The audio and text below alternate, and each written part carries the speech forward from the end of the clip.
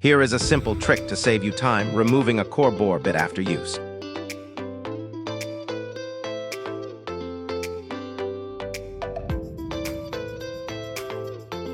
Before using the tool, take a piece of solder and make a gasket between the back of bit and the tool.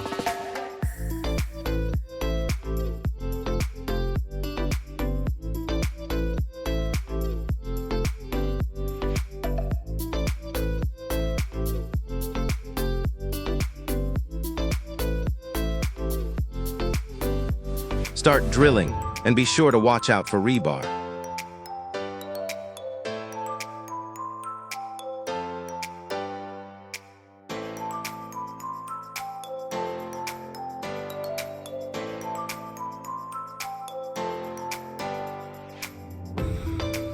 After use, the bit will unthread with little to no effort.